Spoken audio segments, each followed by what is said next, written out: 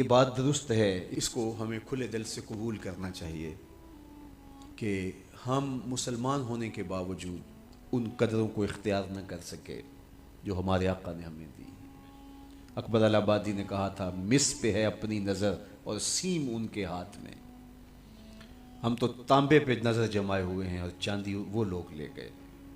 اقدار عالیہ، رویوں کی خوبصورتی، قوانین کی بالادستی اور زندگی کا بہت سارا جمال وہ ہم سے چھین کے لے گئے۔ یہ خزانہ ہمارا تھا، لیکن صاحب جام اسی کا جو بڑھ کے تھام لے، جو بھی محنت کرے۔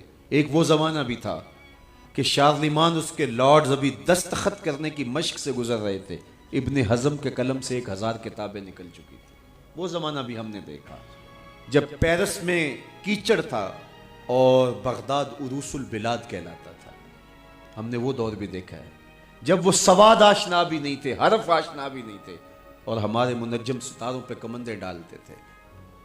جب ہم محنت کرتے، خدائے زندہ زندوں کا خدا ہے، یہ اس کا اصول ہے، یہ اس کا ضابطہ ہے، لیکن جب ہم جو ہیں وہ پیچھے آ گئے تو انہوں نے آگے بڑھ کر جام تھام لیا۔ یہ بات میں ضرور کہوں گا، خیر کی قدریں جہاں بھی ہیں، کسی کفر کے معاشرے میں بھی ہیں، لیکن وہ پھوٹتی میرے حضور کے قدموں سے ہی ہیں۔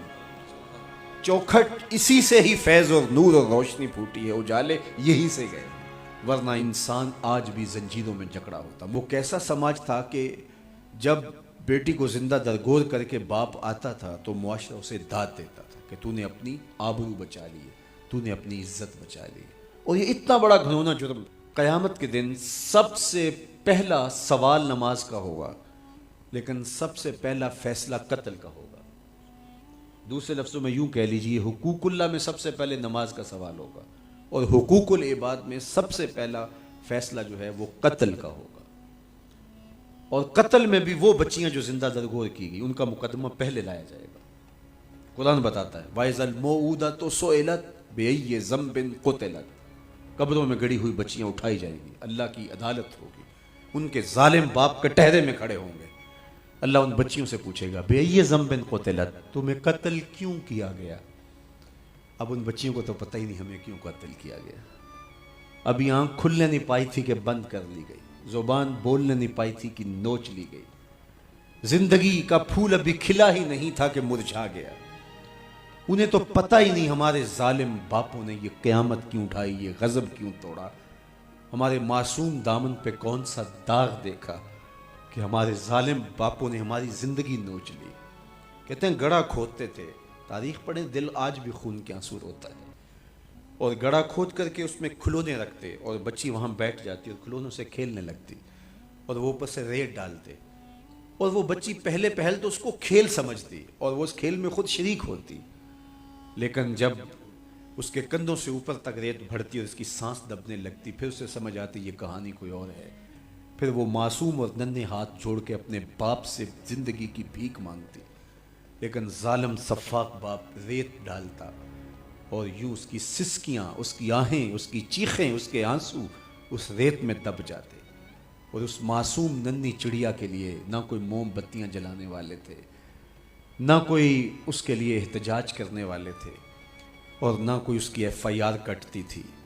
باپ کو بھی داد ملتی، ماں کو بھی داد ملتی، معاشرہ سفاک اس پہ ماتم کرنے کی بجائے اس پہ خوشیوں کا اظہار کرتا۔ پہلی آواز پورے عرب میں جو اٹھی اور بلند ہوئی وہ میرے حضور کی تھی، بیٹیوں کو قتل کرنے والوں سن لو، میری فاطمہ میرے جگر کا ٹکڑا ہے، یہ پہلی آواز تھی۔ یہ صرف کلمہ محبت ہی نہیں ہے، اس ظالمانہ سماج کے خلاف جو ہے وہ علم جہاد میرے حضور نے بلند کیا، میری بیٹی میرے جگر کا ٹکڑا ہے۔ اور کہا جو دو بیٹیاں، دو بہنیں اللہ کی رضا کے لیے پروان چڑھائے اور ان کا نکاح کر دے، قیامت کے دن وہ یوں میرے نیڑے ہوگا جس طرح یہ دو انگلیاں کریں۔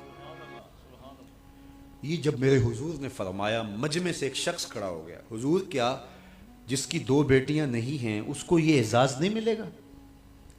کسی بیچارے کی دو بیٹیاں نہ ہو، ایک بیٹی ہو، تو کیا اس کو یہ اعزاز نہیں ملے گا کہ وہ آپ کا ساتھ پائے؟